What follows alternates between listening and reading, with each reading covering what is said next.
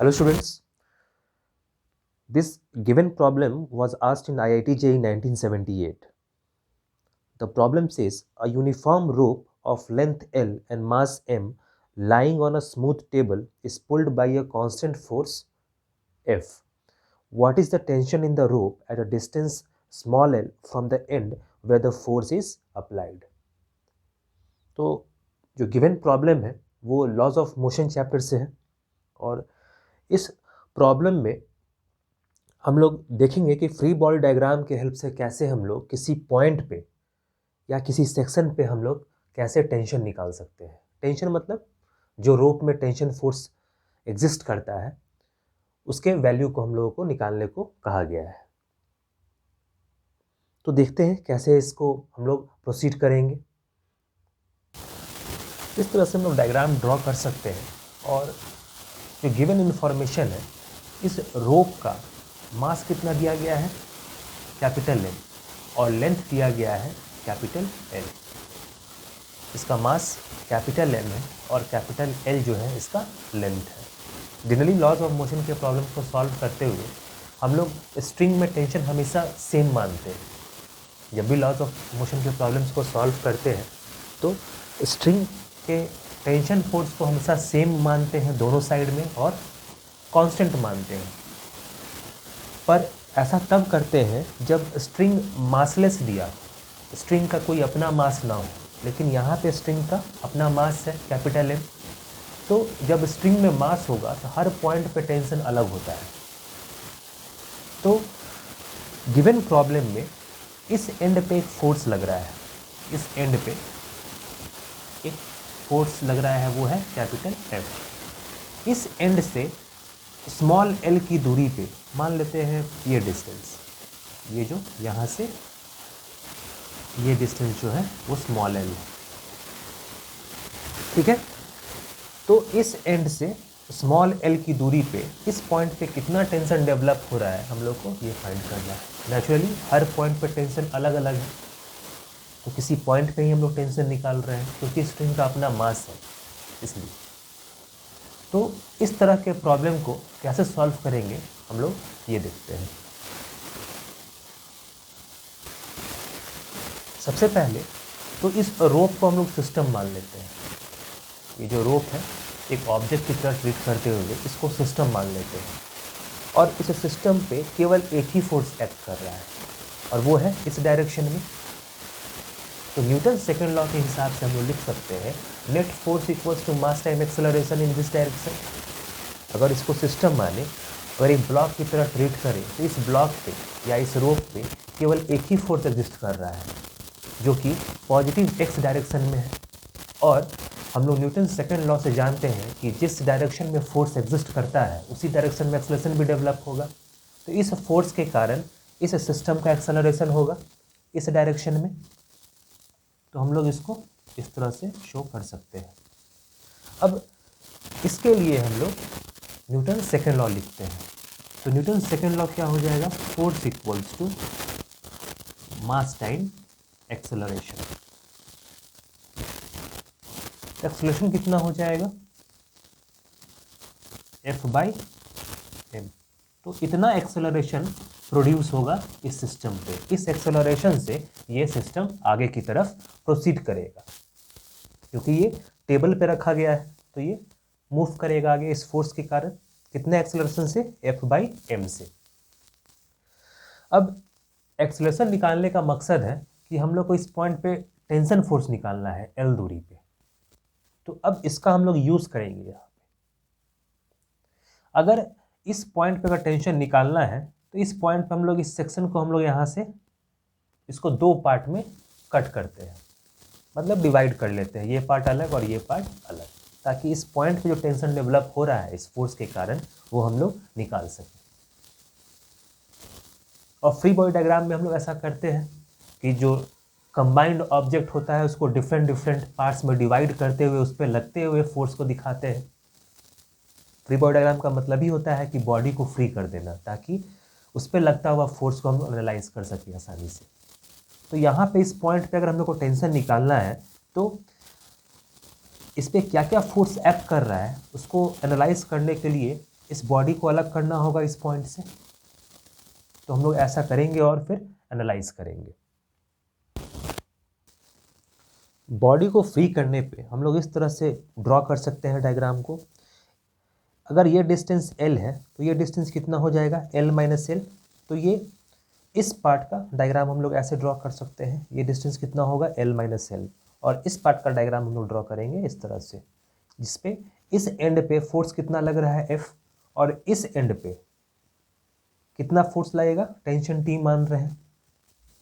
ठीक है, तो टेंशन T हमेशा ऑब्जेक्ट से रिवर्स डायरेक्शन में लगता है, तो टेंशन T इस डायरेक्शन में लगेगा। उसी तरह से एक्शन का एक रिएक्शन पेयर इस पे एक्ट करेगा, तो इस वाले पार्ट पे टेंशन T किधर एक्ट करेगा, इस डायरेक्शन में। अगर इस पे इधर एक्ट कर रहा है तो उस पे इधर एक्ट करेगा।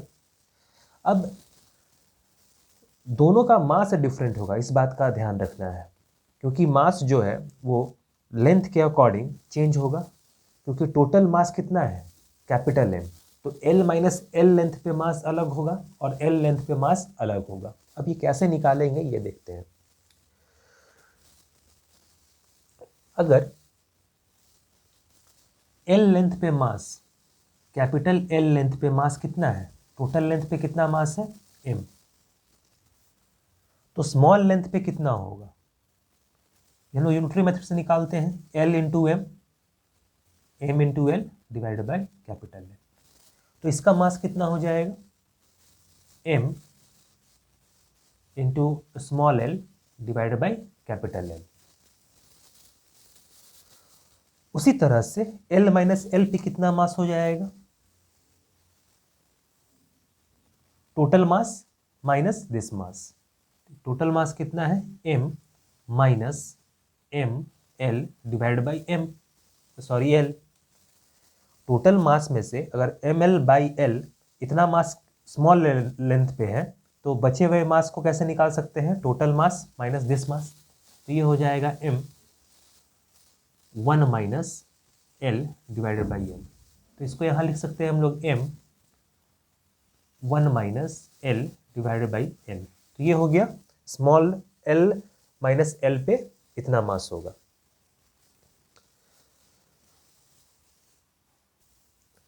अब यहाँ पे हम लोग मास इसलिए निकाल रहे हैं क्योंकि मास निकालना ज़रूरी है, इसलिए कि इस ऑब्जेक्ट पे अगर इसको सिस्टम माने तो एक एक्सटर्नल फोर्स एग्जिस्ट कर रहा है टेंशन के फॉर्म में, और ये टेंशन इसको आगे की तरफ प्रोसीड कराएगा।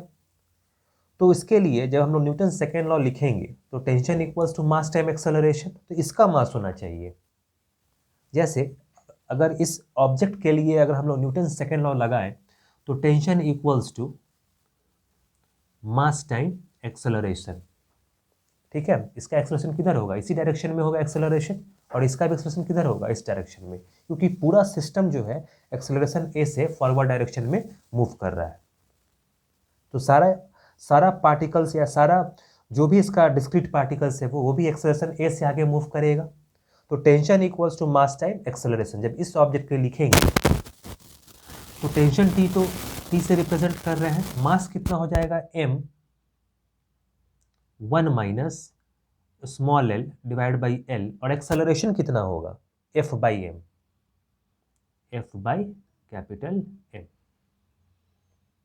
यहां से हम लोग M को कैंसिल कर सकते हैं, that is equals to F 1 minus L divide by L।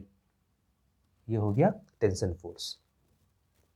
और टेंशन फोर्स जब हम निकाल रहे हैं तो F 1 minus L by L लिख रहे हैं, और ये गिवन इंफॉर्मेशन है, इसमें कोई भी अननोन टर्म नहीं है, तो हम लोग मानेंगे कि ये हम लोग का परफेक्ट रिजल्ट है। अगर कोई अननोन टर्म होता तो हम लोग उसको सेकंड इक्वेशन या थर्ड इक्वेशन यूज करते हुए, यहाँ से यूज करते हुए हम लोग उसको सॉल्व करते हैं, पर यहाँ कोई भी अननोन टर्म नहीं है। फोर्स F गिवन है, स्मॉल लेंथ पे हम लोग को निकालना था, और कैपिटल L भी गिवन था। तो tension equals to F 1 minus small l divide by L। तो L दूरी पे, यहाँ से इस एंड से स्मॉल l दूरी पे जो टेंशन डेवलप होगा वो होगा F 1 minus L by capital L। इसी तरह से हम लोग देख सकते हैं कि जितना दूर जाएंगे टेंशन बदलता जाएगा। ठीक है, तो इस तरह से जिस पॉइंट पे भी टेंशन पता करने को कहा जाए तो वहाँ से हम लोग ऑब्जेक्ट को 2 पार्ट में डिवाइड कर लेंगे और फिर इस तरह से फ्री बॉडी डायग्राम का हेल्प लेते हुए सॉल्व करेंगे। और साथ ही साथ ये बात ध्यान रखेंगे कि जो मास है वो लेंथ के हिसाब से बदल जाएगा।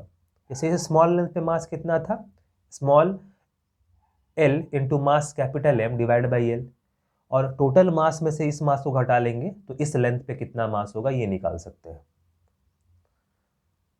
और टेंशन फोर्स तो हम लोग जानते हैं कि हमेशा ऑब्जेक्ट के मोशन में रिवर्स साइड में एक्ट करता है। ये तो जनरल प्रिंसिपल है टेंशन फोर्स का कि वो एक एक्सपेंसिव फोर्स है, किसी भी पॉइंट पे ये एक्सपेंसिव फोर्स की तरह एक्ट करेगा। अगर रोप के किसी भी सेक्शन को अगर हम लोग ड्रॉ करें इस तरह से तो रोप में टेंशन फोर्स इस तरह से किसी भी पॉइंट पे एक्ट करता है एक्सपेंसिव फोर्स की तरह। ठीक है, तो इस तरह से हम लोग फर्स्ट पार्ट, सेकेंड पार्ट और थर्ड पार्ट को अलग अलग ट्रीट करते हुए और उसके रिस्पेक्टिव फ्री बॉडी डायग्राम को ड्रॉ करते हुए हम लोग इस रिजल्ट पे पहुंचे। एक बात का और ध्यान देना है कि इस सिस्टम का जो एक्सेलरेशन है सभी का एक्सेलरेशन वही होगा, इसलिए हम लोग एक्सेलरेशन वही ले रहे हैं और साथ ही साथ सबसे पहले कैलकुलेट एक्सेलरेशन को ही किए क्योंकि ये मोस्ट इंपॉर्टेंट है, क्योंकि जो फोर्स लग रहा है इस पूरे सिस्टम पे लग रहा है और ये पूरा सिस्टम एक्सेलरेट कर रहा है। ठीक है, तो tension equals to mass time acceleration, ये हम लोग न्यूटन सेकेंड लॉ से लिख सकते हैं। इस डायरेक्शन में इस पार्ट का एक्सेलरेशन भी उसी डायरेक्शन में हो रहा है, इस मास का इस फोर्स और इस टेंशन के कारण एक्सेलरेशन किस डायरेक्शन में होगा, इसी डायरेक्शन में। अगर इसके लिए भी हम लोग लिखते हैं F minus T equals to M A, तो फिर हम लोग टेंशन का जो रिजल्ट है उसी पे पहुंचते हैं। इसके लिए न्यूटन्स लॉ क्या लिखेंगे, F minus T equals to M dash T. क्योंकि एक्सेलरेशन इस डायरेक्शन में है तो इस फोर्स का मैग्नीट्यूड को टेंशन के फोर्स से ज़्यादा होना होगा। अगर टेंशन ज़्यादा हो जाएगा तो बॉडी इस तरफ मूव करेगा, जो कि ऐसा हो नहीं रहा है, तो जिधर नेट फोर्स होगा बॉडी उधर ही ट्रांसलेट करेगा। तो इस फोर्स को इस टेंशन फोर्स से ज़्यादा होना होगा। तो F minus T equals to M dash से, और यहाँ पे हम लोग एम डैश का value M L divided by L लेंगे और यहाँ से भी हम लोग टेंशन का सेम वैल्यू ही हम लोग को मिलेगा। तो ये एक एक्स्ट्रा इक्वेशन है जिसका अभी कोई यूज़ नहीं है क्योंकि हम लोग टेंशन वैल्यू निकालने वाले थे और टेंशन को केवल इस इक्वेशन से आसानी से हम लोग निकाल सके। ठीक है, तो जहां भी स्ट्रिंग का मास m दिया हो तो हर एक सेक्शन पर टेंशन उसका क्या होगा, डिफरेंट होगा, क्योंकि मास बदल रहा है हर एक सेक्शन का। l दूरी पे कुछ और मास था, यहाँ से कुछ और दूरी मानेंगे तो मास फिर से बदल जाएगा और टेंशन बदल जाएगा। तो स्ट्रिंग के किसी भी पार्ट पे हम लोग टेंशन निकाल सकते हैं। ठीक है, तो इस तरह से हम लोग इस प्रॉब्लम को सॉल्व करेंगे। ये बहुत ही अच्छा सवाल था जहाँ पे हम लोग एक जो हम लोग जनरल टाइप के सवाल देखते हैं लॉज ऑफ मोशन के, कि जहाँ पे स्ट्रिंग को मासलेस मानते हैं और टेंशन को सेम मानते हैं, उससे थोड़ा डिफरेंट सवाल था ये, क्योंकि इसमें स्ट्रिंग का मास दिया गया था। तो इससे रिलेटेड भी कंसेप्ट क्लियर होना चाहिए कि जब स्ट्रिंग का मास m दिया हो या स्ट्रिंग मासलेस ना हो तो प्रॉब्लम को कैसे प्रोसीड करेंगे। अगर इसी स्ट्रिंग को जिसका मास m है, लेंथ l है, अटैच कर दिया था पुली के साथ और फिर प्रॉब्लम को सॉल्व करने को कहा जाए तो प्रॉब्लम को डिफरेंट तरीके से अप्रोच करेंगे, खासकर जब ये रोटेशनल मैकेनिक्स का सवाल बन जाए तब और भी डिफरेंट हो जाएगा। तब टॉर्क और नेट फोर्स दोनों ही के हेल्प से हम लोग को प्रॉब्लम को सॉल्व करना होगा। नेक्स्ट क्लास में हम लोग एक और अच्छे सवाल के साथ मिलेंगे और उसको समझेंगे और उसको सॉल्व करेंगे।